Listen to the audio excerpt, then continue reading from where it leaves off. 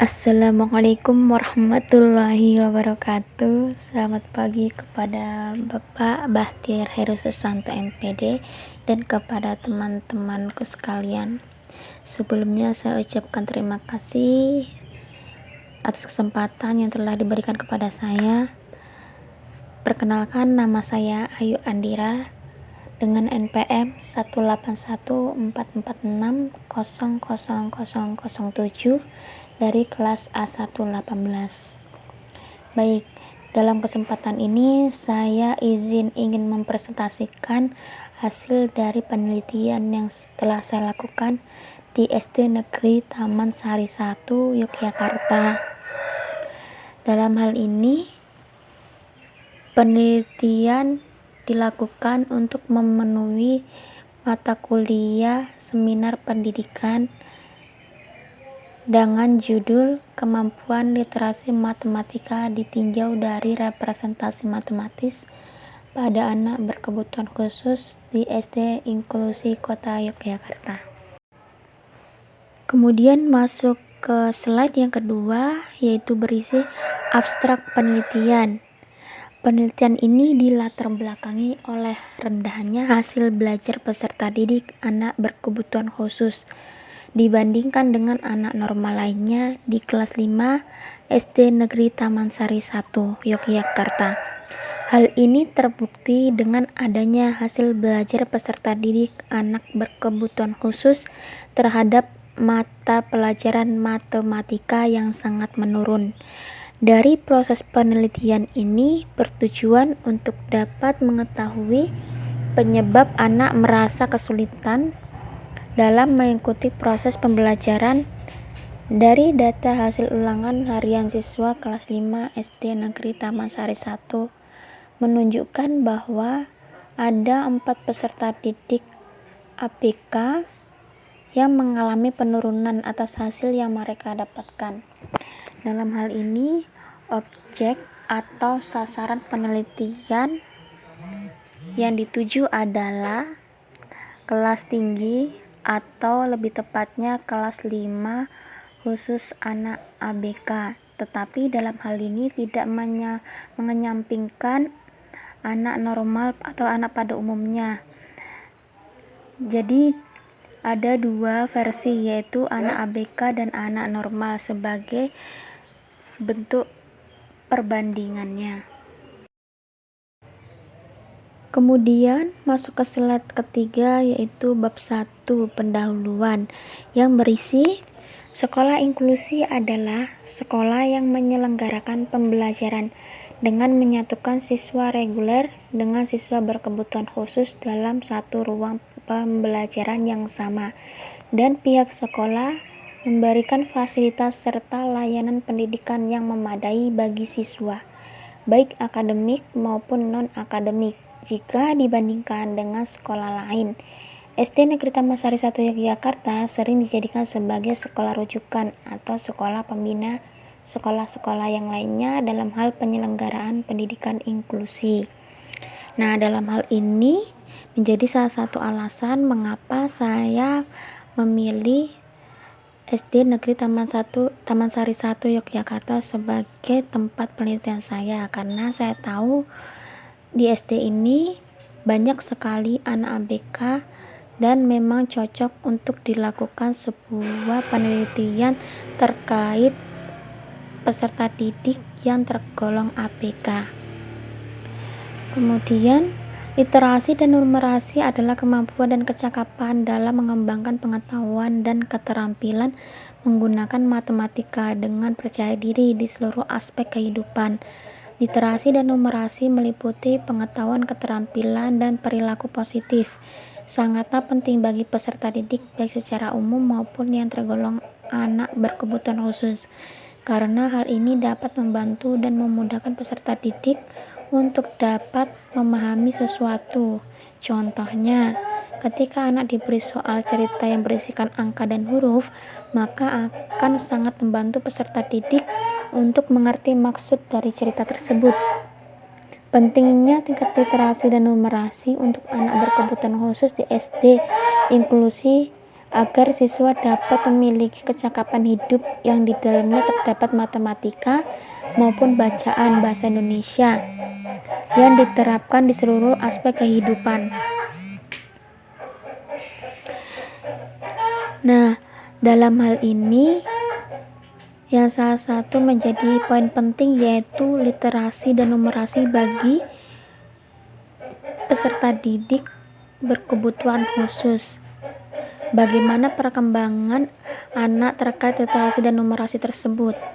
Kemudian, apakah di sekolah SD Negeri Taman Sari 1 Yogyakarta sudah memberikan upaya yang maksimal bagi peserta didik anak berkebutuhan khusus? Nah, dalam hal ini peneliti ingin mencari tahu akan hal tersebut. Kemudian masih lanjutan dari slide sebelumnya, literasi juga adalah berkaitan dengan bacaan, tulisan, sedangkan numerasi berkaitan dengan perhitungan ataupun angka. Kaitannya dengan anak berkebutuhan khusus, diadakannya klinik literasi untuk siswa kelas rendah sehingga dapat membantu peserta didik. Nah, dalam hal ini guru bahkan pihak sekolah memberikan sebuah wadah kepada peserta didik anak berkebutuhan khusus, khususnya untuk kelas rendah, dalam meningkatkan kemampuan literasi dan numerasi mereka dalam bentuk sebuah klinik literasi. Nah, dalam klinik literasi ini pendidik atau guru-guru nantinya akan memberikan pengajaran kepada peserta didik, baik di dalam pembelajaran secara inti maupun di luar jam pelajaran secara inti. Kemudian selanjutnya, literasi numerasi sangat penting bagi anak sehingga mereka tidak secara mentah untuk menerima pembelajaran, tetapi juga dapat dipahami dan dimengerti. Sejauh ini karena untuk kelas 5 di SD Negeri Taman Sari 1 memiliki anak berkebutuhan khusus yang relatif sama tingkatannya, yaitu pada tingkatan slow learner, sehingga untuk kesulitan dalam literasi dan numerasinya hampir tidak jauh berbeda dengan siswa pada umumnya. Hanya saja waktu yang dibutuhkan untuk siswa tersebut membutuhkan waktu yang lebih lama. Baik, dalam hal ini anak yang berkebutuhan khusus dengan anak yang tergolong normal tentu memiliki kemampuan yang berbeda, sehingga bagi guru memberikan tambahan jam pelajaran atau menambahkan waktu pembelajaran bagi anak berkebutuhan khusus itu sangat penting, karena hal itu sangatlah dibutuhkan bagi anak berkebutuhan khusus, karena jika hanya dalam pembelajaran inti di dalam kelas itu akan tidak maksimal, sehingga guru memberikan solusi untuk dapat menambahkan jam pelajaran tersebut. Kemudian guru telah menerapkan aplikasi, fakta, konsep, dan prosedur. Biasanya guru wali kelas mengaitkannya dengan pelajaran matematika dengan kehidupan sehari-hari, sehingga siswa dengan mudah mempelajari pelajaran tersebut dan pembelajaran tersebut lebih bermakna. Nah, dalam hal ini guru atau siapapun yang memberikan pembelajaran matematika kepada peserta didik itu akan lebih penting mengaitkannya dengan pembelajaran atau kehidupan yang dialami oleh peserta didik sehingga dapat diterima dengan mudah oleh peserta didik. Kemudian ada faktor-faktor yang mempengaruhi meningkatnya literasi dan numerasi bagi anak berkebutuhan khusus, bahkan anak yang tergolong normal sekalipun. Untuk faktor yang pertama itu ada faktor dari dalam. Ada 3 faktor. Yang pertama, kemampuan atau IQ anak. Nah, dalam hal ini tentu anak yang berkebutuhan khusus dengan anak yang tergolong normal memiliki kemampuan dan IQ yang sangat berbeda. Jangankan mereka, yang dikatakan atau sama-sama tergolong normal, itu tentu memiliki kemampuan atau IQ yang berbeda. Apalagi ya memang jelas anak itu sudah dikatakan anak berkebutuhan khusus, tentu memiliki kemampuan dan IQ yang berbeda pula. Kemudian pemahaman tentu sangat berbeda, karena cara tanggap anak berkebutuhan khusus mungkin jauh lebih lamban dengan anak yang dikatakan normal. Kemudian kemampuan bersosialisasi tentu berbeda, karena kekurangan ataupun kelemahan yang dimiliki oleh anak yang berkebutuhan khusus. Kemudian ada faktor dari luar, yaitu dari tingkat ekonomi. Tentu dalam hal ini setiap keluarga atau setiap individu itu memiliki kemampuan ekonomi yang berbeda-beda, sehingga guru atau seorang pendidik harus dapat memahami kebutuhan yang dimiliki oleh peserta didik tersebut. Jangan pernah menyamakan peserta didik yang satu dengan yang lainnya, karena itu tentu jelas berbeda dan akan tidak baik bagi anak. Kemudian yang kedua, tingkat pendidikan orang tua. Nah, ini masih berkaitan dengan ekonomi orang tua, karena kemampuan ekonomi yang kurang akan mempengaruhi pendidikan dari orang tua yang mungkin akan jauh berbeda antara peserta didik yang satu dengan peserta didik yang lainnya. Kemudian yang ketiga, lingkungan tempat tinggal. Dalam hal ini lingkungan juga sangat mempengaruhi meningkatnya atau tidak literasi dan numerasi bagi anak yang berkebutuhan khusus maupun yang tidak. Karena ketika anak dalam lingkungan yang baik, maka itu akan mendorong atau meningkatkan kemampuan literasi dan numerasinya. Tetapi ketika anak dalam lingkungan yang tidak baik, maka akan mendorong atau mengurangi kemampuan anak untuk berpikir terkait literasi dan numerasinya. Kemudian di sini ada data nilai harian untuk anak berkebutuhan khusus dengan tipe slow learner. Yang pertama itu ada Fawaz dengan nilai matematikanya sebelumnya itu 50 dan sesudahnya itu mengalami penurunan yaitu menjadi 35. Kemudian ada Rido dengan nilai sebelumnya itu 75, itu mengalami penurunan sekarang menjadi 65. Kemudian Gunawan dengan nilai sebelumnya itu 75 dan nilai setelahnya itu mengalami penurunan yaitu menjadi 50. Kemudian ada Rima dengan nilai sebelumnya 75 mengalami penurunan saat ini menjadi 50, dan sekarang ada yang terakhir ada Intan dengan nilai sebelumnya itu ada 80 dan mengalami penurunan yaitu menjadi 50. Hal ini disebabkan dengan belum adanya penambahan jam pelajaran bagi anak yang berkebutuhan khusus, sedangkan hal ini sangat dibutuhkan bagi mereka, karena jika hanya diberikan pada saat jam pelajaran pada umumnya itu tidak cukup atau bisa dikatakan tidak efisien bagi anak yang berkebutuhan khusus, karena cara tanggap atau pemahaman mereka yang sangat berbeda dengan anak normal pada umumnya. Kemudian masuk ke identifikasi masalah. Berdasarkan informasi yang diperoleh dan hasil observasi, wawancara serta data hasil ulangan siswa tentang kesulitan yang mereka hadapi dari mata pelajaran matematika, diperoleh keterangan bahwa untuk siswa kelas 5 SD Negeri Taman Sari 1, tingkat penguasaan materinya hanya mencapai 45% dengan titik acuan pada hasil yang diberikan siswa tersebut. Peneliti melakukan identifikasi masalah sehingga terungkap beberapa permasalahan yang muncul dalam pembelajaran matematika, yaitu sebagai berikut. Yang pertama, kurangnya perhatian siswa terhadap mata pelajaran seperti matematika. Kemudian yang kedua, rendahnya tingkat penguasaan siswa kelas 5 terhadap materi pembelajaran yang telah diberikan terkhusus pelajaran matematika. Kemudian yang ketiga, sebagian siswa masih belum dapat menyelesaikan soal-soal latihan dengan baik. Yang keempat, proses pembelajaran kurang efektif karena belum terjadi interaksi belajar mengajar yang optimal. Dan yang kelima, peserta didik cenderung pasif.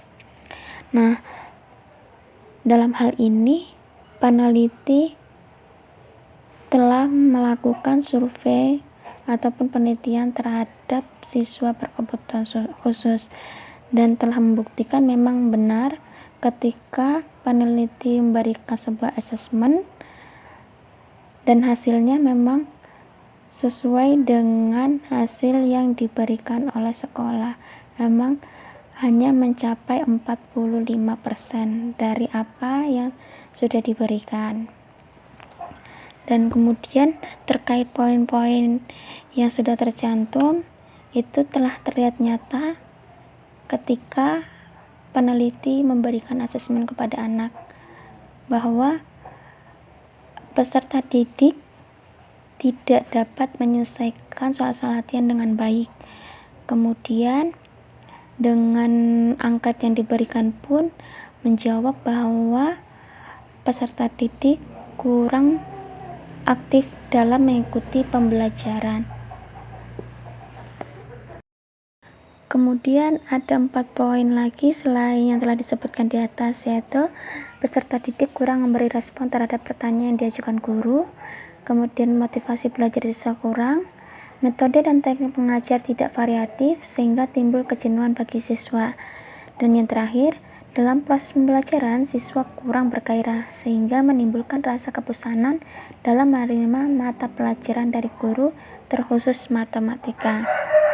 Nah, untuk poin-poin yang telah disebutkan tadi tidak jauh berbeda dengan apa yang telah saya jelaskan di awal, bahwasanya memang dari angkat yang telah diisikan oleh peserta didik dan atas hasil asesmen yang telah dikerjakan oleh peserta didik menjawab bahwa memang peserta didik kurang aktif dalam mengikuti pembelajaran dan kurang memahami terkait teori ataupun materi yang telah disampaikan pada saat pembelajaran di kelas, sehingga dalam hal ini membuat peserta didik kurang paham dengan apa yang diberikan oleh peneliti maupun guru pada saat di dalam kelas.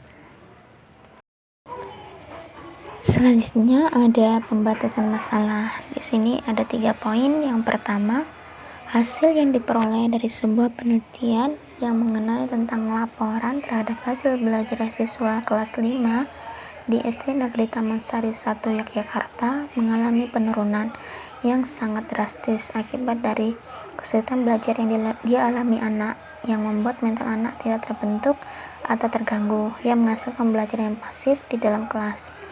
Dalam ini terbukti pada saat saya melakukan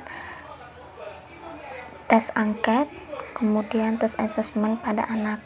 Dalam tes angket itu 90% anak menjawab bahwa pembelajaran yang mereka lalui itu pasif, kurang interaktif, dan kurang memahami apa yang telah disampaikan oleh guru.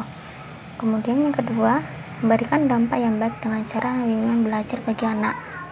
Kemudian dalam hal ini, setelah adanya bimbingan belajar, membuat anak lebih dapat memahami materi yang disampaikan pada saat pembelajaran formal di dalam kelas, karena pada saat pembelajaran di dalam kelas secara formal, guru mencari kesulitan-kesulitan yang dialami anak pada saat itu, kemudian akan dibahas ulang, dievaluasi, dan akan disampaikan pada saat bimbingan atau tambahan jam belajar di luar jam belajar formal.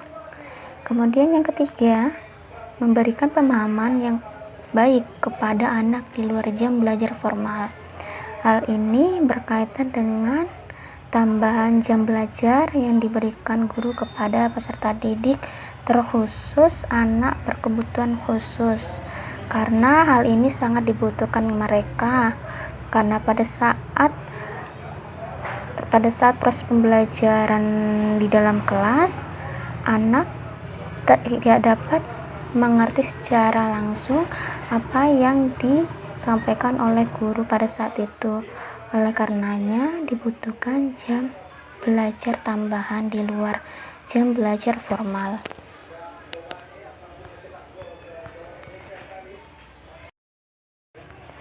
Kemudian masuk di pemecahan masalah. Dalam penelitian ini, yang peneliti lakukan adalah peneliti dapat memberikan pemecahan dari masalah tersebut dengan cara memberikan bimbingan belajar kepada anak. Dengan bimbingan belajar tersebut, diharapkan anak dapat memberitahukan terkait kesulitan-kesulitan yang dihadapi anak selama pembelajaran, sehingga dapat membantu memperbaiki mental anak baik di dalam kelas maupun di luar kelas. Nah, pemecahan masalah ini berisi tentang bagaimana proses bimbingan belajar tersebut. Kemudian sebelumnya peneliti sudah melakukan prosesi wawancara kepada guru GPK atau guru pendamping anak berkebutuhan khusus dan guru wali kelas, di mana guru GPK-nya yaitu Ibu Weni dan guru wali kelasnya yaitu Ibu Inastuti. Beliau yang tahu akan apa yang dialami anak dan kesulitan seperti apa yang dialami oleh anak ketika di dalam kelas maupun di luar kelas. Dan hal tersebut sangat membantu saya sebagai peneliti untuk dapat menemukan kesulitan-kesulitan tersebut. Selanjutnya ada proses penyusunan. Di sini yang pertama ada rumusan masalah, yaitu peneliti mengambil rumusan masalahnya bagaimana representasi untuk literasi matematis bagi anak berkebutuhan khusus di SD Negeri Taman Sari 1 Yogyakarta. Dalam hal ini peneliti ingin mencari tahu bagaimana penerapan literasi di SD Negeri Taman Sari 1, sehingga ketika ada kesulitan peneliti berusaha untuk memberikan solusi yang terbaik bagi anak ABK dan di sekolah tersebut. Kemudian tujuan penelitiannya yaitu untuk mengetahui bagaimana representasi untuk literasi matematis bagi anak berkebutuhan khusus di SD Negeri Taman Sari 1 Yogyakarta. Nah, tujuannya yaitu seperti rumusan masalahnya, kita ingin mencari tahu bagaimana penerapan literasi matematis di SD Negeri Taman Sari 1. Ketika itu ada kesulitan, maka peneliti berusaha untuk memberikan solusi yang terbaik bagi anak berkebutuhan khusus, sehingga dalam hal ini anak berkebutuhan khusus dapat mengikuti pembelajaran khususnya matematika dengan baik. Kemudian manfaat dalam penelitian ini ada 3, yaitu manfaat bagi siswa, manfaat bagi guru, dan manfaat bagi peneliti. Manfaat bagi siswa yaitu hasil penelitian ini diharapkan dapat meningkatkan hasil belajar siswa, terutama untuk mata pelajaran matematika untuk siswa kelas 5 di SD Negeri Taman Sari 1 Kota Yogyakarta 2021 dengan pemberian bimbingan belajar. Nah, dalam hal ini ketika penelitian ini berlangsung dan telah diberikan solusi terkait bimbingan belajar, harapannya dapat membantu peserta didik khususnya anak berkebutuhan khusus untuk memahami terkait literasi bahkan numerasi matematika di SD Negeri Taman Sari 1 Yogyakarta. Kemudian yang kedua, manfaat bagi guru, yaitu pemberian bimbingan belajar oleh peneliti diharapkan dapat membantu guru memberikan pemahaman lebih kepada siswa, teruntuk mereka yang belum memiliki pemahaman materi selama di dalam kelas. Referensi dalam meningkatkan kualitas pendidikan dan proses belajar mengajar yang dilakukan guru di dalam kelas, serta sekolah dapat mendukung guru untuk dapat memberikan tambahan jam belajar atau bimbingan belajar jauh lebih baik lagi.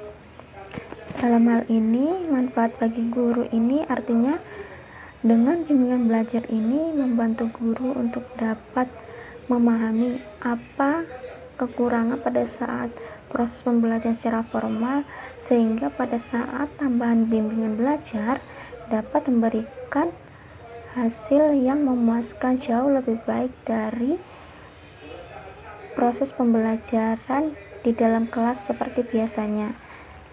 Kemudian yang ketiga, manfaat bagi peneliti. Peneliti mampu menerapkan bimbingan belajar yang sesuai dengan materi pembelajaran tertentu atau dapat menyesuaikan kesulitan yang dialami anak, serta peneliti mempunyai tambahan pengetahuan dan wawasan mengenai materi dan cara mengajar yang sesuai dengan harapan anak. Nah, dalam hal ini peneliti dapat mendapatkan informasi-informasi tambahan terkait bagaimana cara memberikan solusi yang terbaik bagi permasalahan yang dialami oleh anak berkebutuhan khusus. Kemudian dengan bimbingan belajar tersebut, bagaimana implementasi yang baik bagi peserta didik, khususnya mereka yang tergolong anak berkebutuhan khusus.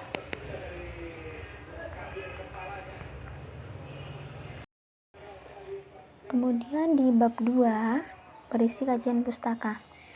Di dalam jurnalnya Siti Suprihatin tahun 2015, upaya guru dalam meningkatkan motivasi belajar siswa. Dalam jurnal Pendidikan Ekonomi UM Metro pada halaman 73, Sudarwan tahun 2002 halaman 2 mengatakan bahwa motivasi diartikan sebagai kekuatan, dorongan, kebutuhan, semangat, tekanan, atau mekanisme psikologis yang mendorong seseorang atau sekelompok orang untuk mencapai prestasi tertentu sesuai dengan apa yang dikehendakinya. Nah, teori ini sangatlah cocok bagi penerapan bimbingan belajar untuk anak berkebutuhan khusus, karena dalam teori ini berkaitan dengan bagaimana kita dapat memberikan motivasi, dorongan, kebutuhan sesuai apa yang dibutuhkan oleh anak berkebutuhan khusus. Kemudian bagaimana semangat yang guru berikan kepada anak berkebutuhan khusus agar dapat menerima dan mengikuti pembelajaran seperti anak yang normal. Kemudian yang kedua, di dalam jurnalnya Safira Rona Mahmuda tahun 2020, pengaruh pembelajaran daring terhadap psikologi siswa terdampak social distancing akibat COVID-19. Jurnal Al-Mau'izah pada halaman 9 yang mengatakan bahwa metode pembelajaran harus menyelenggarakan kekreatifan dan berpikir kritis siswa agar dapat mengembangkan pemikirannya. Nur tahun 2013 dalam proses berinteraksi menumbuhkan kepedulian sosial Hakim tahun 2012. Nah, hal ini berkaitan dengan bagaimana guru memberikan metode pembelajaran yang pas atau cocok dengan anak berkebutuhan khusus. Kemudian bagaimana pola interaksi yang diterapkan guru kepada anak yang berkebutuhan khusus agar dapat diterima dan dapat diimplementasikan oleh anak berkebutuhan khusus di lingkungan sekolah, keluarga, bahkan di lingkungan tempat mereka bermain. Kemudian yang ketiga, di dalam jurnalnya Sultan Hadi Prabowo dan kawan-kawan tahun 2020, peran orang tua dalam pembentukan karakter anak di masa pandemi COVID-19, perspektif pendidikan Islam, Jurnal Pendidikan Islam pada halaman 199 yang mengatakan bahwa keterlibatan orang tua dalam proses pembelajaran anak menurut Walker tahun 2011 dapat diidentifikasi ke dalam 3 pola, yaitu orang tua memegang kendali penuh terhadap hasil belajar siswa. Hasil belajar siswa ditentukan oleh kolaborasi keduanya, yaitu guru dan orang tua, serta guru lebih dominan dalam menentukan keberhasilan belajar siswa. Nah, di dalam teori ini menjelaskan bahwa keberhasilan seorang anak, baik anak yang dikatakan normal, bahkan anak yang tergolong ABK, itu sangat penting atau sangat erat kaitannya dengan peran orang tua. Peran orang tua membantu keberhasilan anak dalam proses pembelajaran. Peran orang tua yang seperti apa? Peran orang tua ketika berada di rumah, apalagi ketika pembelajaran di rumah berlangsung dalam keadaan di masa pandemi seperti ini, pembelajaran online yang berlangsung di rumah, tentu peran orang tua sangatlah diperlukan. Kemudian peran orang tua dengan guru, kerjasama antara orang tua dan guru sangat penting untuk kemajuan atau keberhasilan pembelajaran anak. Ketika ada komunikasi yang bagus antara guru dengan orang tua, maka akan menunjang dan memajukan pembelajaran anak, serta guru dalam memberikan penilaian kepada anak itu sangat efektif karena sesuai dengan apa yang dimiliki anak, sesuai dengan kemampuan yang dimiliki anak.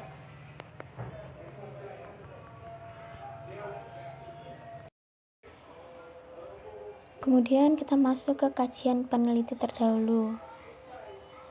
Di sini ada 2, yaitu yang pertama, di dalam penelitian yang dilakukan oleh Niputu Sri Noni Andayani dan kawan-kawan di dalam jurnalnya Undiksa jurusan bimbingan konseling tahun 2014, penerapan layanan bimbingan belajar untuk meningkatkan prestasi belajar bagi siswa yang mengalami kesulitan belajar siswa kelas 10-4 SMA Negeri 1 Sukasada di halaman 8 yang memberikan hasil dari penelitian yang menyatakan melalui layanan bimbingan belajar ini dapat meningkatkan prestasi belajar siswa. Berdasarkan hasil penelitian pada bab 4, maka dapat disimpulkan dari hasil penelitian dan pembahasan disimpulkan bahwa layanan bimbingan belajar efektif untuk meningkatkan prestasi belajar bagi siswa yang mengalami kesulitan belajar kelas 10-4 SMA Negeri 1 Sukasada tahun pelajaran 2013-2014. Nah, untuk kajian peneliti terdahulu ini sampelnya itu kelas 10 SMA Negeri 1 Sukasada. Walaupun jenjangnya jauh lebih tinggi, dalam hal ini tidak jauh berbeda dengan solusi yang diberikan ketika anak mengalami kesulitan belajar, yaitu dengan memberikan bimbingan belajar yang efektif sesuai dengan kesulitan-kesulitan yang dialami oleh peserta didik. Kemudian yang kedua, pemberian layanan bimbingan belajar melalui bimbingan kelompok untuk meningkatkan prestasi belajar terhadap siswa yang mengalami kesulitan belajar pada pelajaran fisika di kelas 10-4 dari 8 orang siswa yang mengalami kesulitan belajar pada siklus 1. Belum ada siswa yang mampu memenuhi KKM atau kriteria ketuntasan minimal yang sudah ditentukan di sekolah. Sampai pada siklus 2, ternyata 8 siswa tersebut semuanya mengalami peningkatan dan hasil nilai yang diperoleh sudah mencapai KKM, yaitu 76. Peningkatan tersebut dapat diketahui pada siklus 1. Prestasi siswa meningkat sebesar 3% dan pada siklus 2 meningkat sebesar 16,9%. Sehingga terjadi peningkatan sebesar 13,9%. Dalam hal ini telah membuktikan, walaupun seperti yang telah saya sampaikan sebelumnya, bahwa sampelnya walaupun anak SMA, tapi kesulitan permasalahannya yaitu kesulitan belajar, dan solusi yang diberikan pun sama, yaitu dengan memberikan bimbingan belajar. Jadi dalam hal ini harapannya sama, ketika peserta didik yang tergolong anak berkebutuhan khusus diberikan tambahan bimbingan belajar, harapannya dapat meningkatkan prestasi anak dan nilai anak.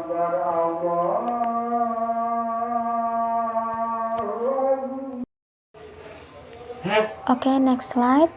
Ini ada kerangka berpikir.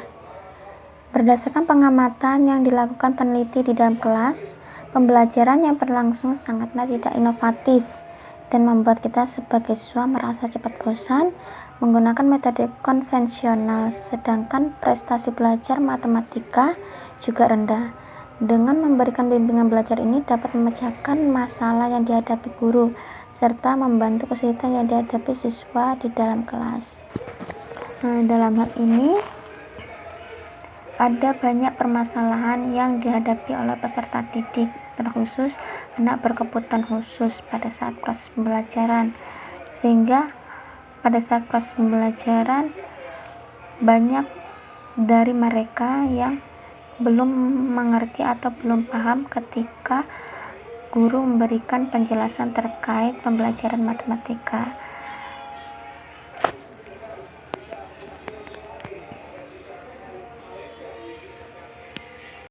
Oke, next slide. Hipotesis penelitian. Berdasarkan beberapa teori pendukung dan kerangka berpikir di atas, maka hipotesis dalam penelitian kuantitatif ini adalah sebuah tambahan bimbingan belajar bagi peserta didik yang tergolong ABK. Dalam hal ini masuk ke dalam inklusi, dapat meningkatkan nilai dan prestasi belajar. Kaitannya dengan representasi matematika siswa kelas 5 di SD Negeri Taman Sari 1 Yogyakarta pada materi perhitungan dan literasi di dalam matematika. Baik, dalam hal ini hipotesis yang ditentukan telah sesuai dengan teori pendukung yang telah ditentukan oleh peneliti dan kerangka berpikir yang telah dibuat oleh peneliti sebelumnya, sehingga telah ditemukan beberapa permasalahan sehingga peneliti memberikan solusi, yaitu untuk dapat memberikan tambahan jam belajar bagi peserta didik yang tergolong inklusi atau anak berkebutuhan khusus.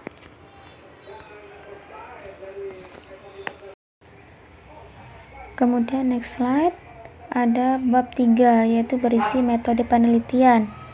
Di sini ada beberapa. Yang pertama terkait waktu dan tempat penelitian. Peneliti melakukan observasi atau penelitian kuantitatif pada hari Senin tanggal 12 April 2021 pada pukul 8 waktu Indonesia Barat, dan peneliti melakukan penelitian di SD Negeri Taman Sari 1, Jalan Pangeran Tendean 43, Yogyakarta, Wirobrajan, Kecamatan Wirobrajan, Kota Yogyakarta, Provinsi Daerah Istimewa Yogyakarta. Kemudian variabel atau parameter penelitian. Variabel yang nantinya dikenai dalam observasi penelitian ini adalah ada dua variabel, yaitu variabel bebas dan variabel terikat, di mana variabel bebasnya adalah representasi matematis, sedangkan variabel terikatnya adalah literasi matematika pada anak ABK atau anak berkebutuhan khusus. Kemudian metode penentuan subjek. Metode yang digunakan dalam penentuan subjek ini adalah metode kuantitatif, di mana dalam hal ini dilihat dari perolehan nilai yang didapatkan anak selama pembelajaran, serta dibantu oleh guru wali kelas serta guru pendamping murid anak berkebutuhan khusus atau disebut dengan GBK. Nah, dalam hal ini tentu peneliti tidak dapat melakukan observasi atau menentukan solusi secara sendiri, tetapi memang secara pribadi peneliti mempunyai up persepsi atau pandangan tersendiri, tetapi hal tersebut tentu dikonsultasikan kembali kepada guru wali kelas, guru GPK, dan pihak-pihak sekolah tertentu, sehingga semua aspek pendidik di SD Negeri Taman Sari 1 mengetahui solusi yang telah peneliti tentukan. Kemudian metode dan teknik pengumpulan data. Di sini ada 5, yaitu tahap perencanaan, tahap pelaksanaan, tahap observasi, tahap refleksi, dan tahap tambahan.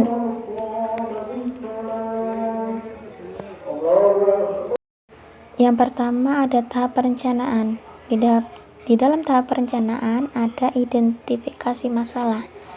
Berdasarkan informasi yang diperoleh dan hasil observasi, wawancara serta data hasil belajar siswa terkait mata pelajaran matematika, diperoleh keterangan bahwa ada jumlah 5 orang siswa ABK kelas 5 SD Negeri Taman Sari 1 Yogyakarta. Untuk tingkat penguasaan materi hanya mencapai 40%, bertitik tolak, dan permasalahan tersebut peneliti melakukan identifikasi masalah sehingga terungkap beberapa masalah yang muncul dalam pembelajaran matematika sebagai berikut. Yang pertama, kurangnya perhatian guru terhadap siswa. Yang kedua, kurangnya perhatian siswa terhadap pelajaran yang diberikan. Yang ketiga, rendahnya tingkat penguasaan siswa terhadap materi pembelajaran yang telah diberikan. Yang keempat, sebagian siswa masih belum dapat menyelesaikan soal-soal latihan dengan baik. Yang kelima, proses pembelajaran kurang efektif karena belum terjadi interaksi belajar mengajar yang optimal. Yang keenam, peserta didik kurang memberi respon terhadap pertanyaan yang diajukan guru. Yang ketujuh, motivasi belajar siswa kurang. Yang kedelapan, peserta didik cenderung pasif. Yang kesembilan, metode dan teknik mengajar tidak variatif sehingga timbul kejenuhan bagi siswa. Yang kesepuluh, siswa dalam belajar kurang bergairah sehingga timbul kebosanan dalam menerima pelajaran dari guru. Kemudian ada merumuskan masalah. Masalah-masalah tersebut akan ditindaklanjut dengan mencarikan solusi pemecahannya. Berdasarkan hasil pembelajaran selama kegiatan belajaran berlangsung, penyusun merumuskan masalah yang timbul serta berdiskusi dengan guru wali kelas untuk mencari penyebab dan masalah yang teridentifikasi di atas.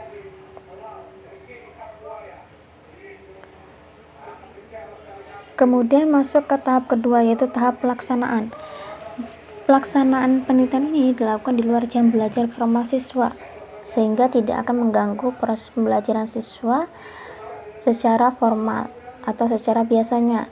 Pelaksanaan pembimbingan belajar sebagai tahap penelitian tindakan kelas dapat dilakukan di dalam atau di luar kelas. Kemudian untuk materi pembelajaran akan menyesuaikan dengan kesulitan belajar yang dialami anak pada saat itu, sehingga peneliti dapat memberikan solusi atau bantuan mengenai kesulitan tersebut.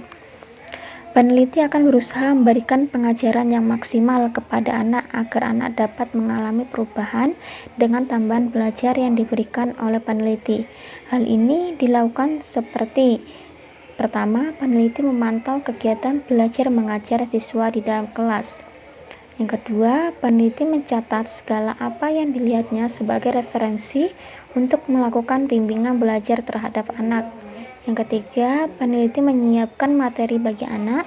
Yang keempat, peneliti menyusun rancangan pembelajaran yang kreatif sehingga dapat menarik perhatian siswa dalam proses bimbingan belajar. Yang kelima, peneliti melakukan pendekatan kepada siswa agar mereka tidak mengalami rasa kebosanan dalam mengikuti bimbingan belajar. Kemudian tahap ketiga yaitu tahap observasi.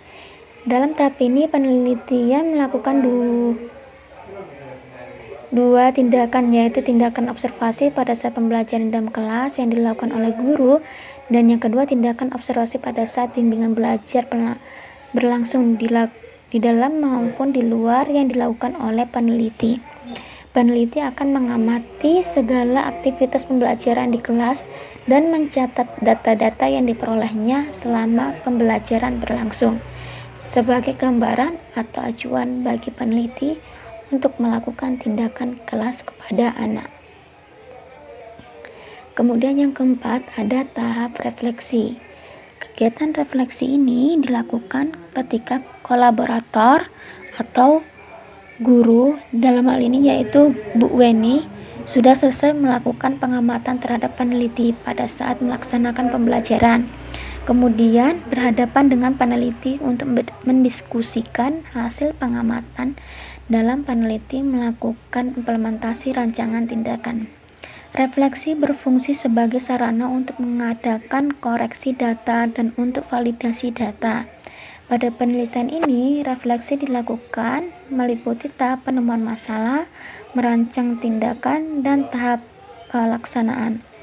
Daftar permasalahan yang muncul di lapangan selanjutnya dipakai sebagai dasar melaksanakan perencanaan ulang, penyempurnaan, dan merevisi rancangan untuk tindakan selanjutnya.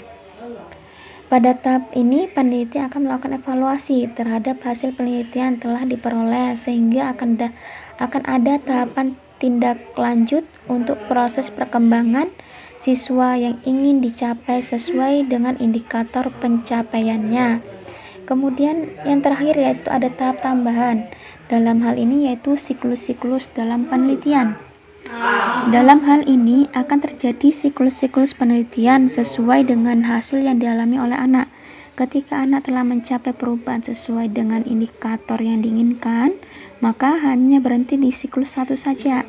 Tetapi ketika perkembangannya belum sesuai dengan indikator yang diharapkan, maka akan diadakan siklus 2, siklus 3, dan seterusnya.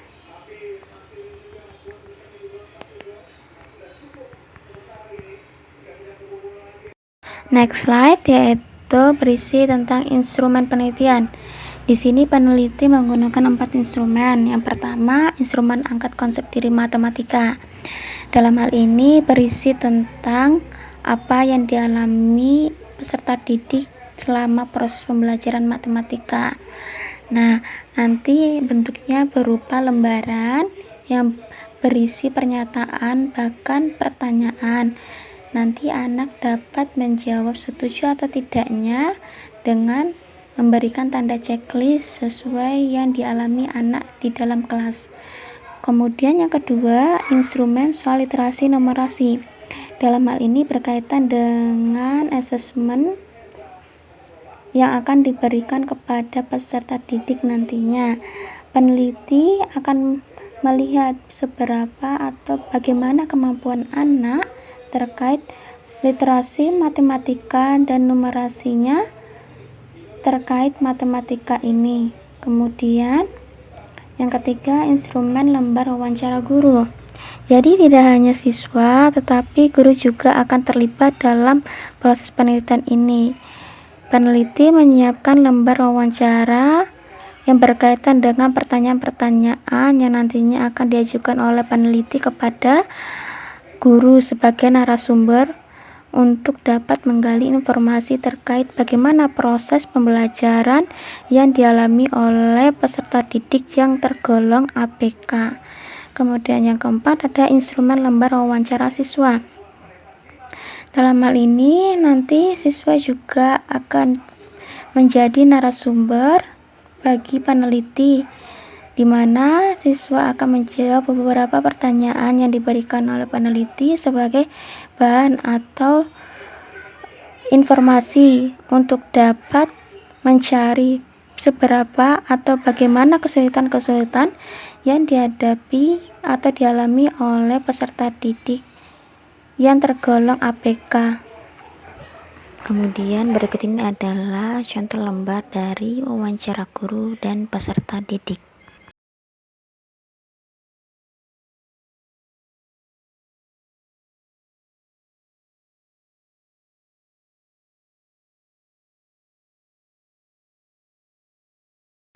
Next slide, ini ada teknik analisis data. Di sini ada 3. Yang pertama, teknik pengamatan partisipatif dengan pedoman pengamatan dan catatan lapangan.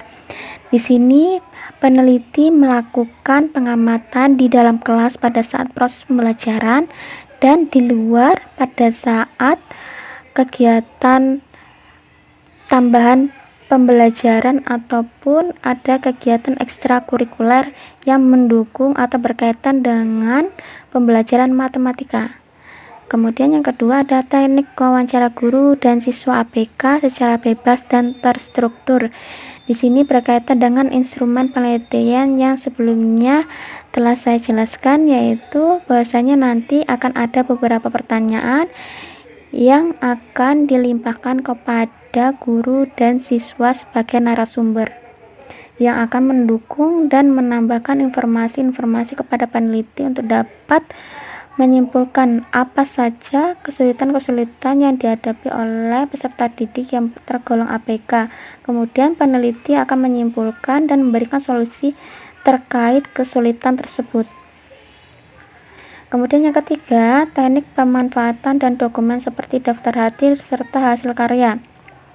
Dalam hal ini, peneliti akan mengamati atau meminta data dari pihak-pihak tertentu seperti guru wali kelas terkait hasil karya yang telah dibuat oleh peserta didik selama berada di kelas 5. Hal itu dapat mendukung penyusunan data pada peneliti, sehingga peneliti juga dapat menyimpulkan bahwa hasil yang diberikan atau yang telah dibuat peserta didik yang tergolong ABK itu memang bagus dan layak atau harus ada evaluasi.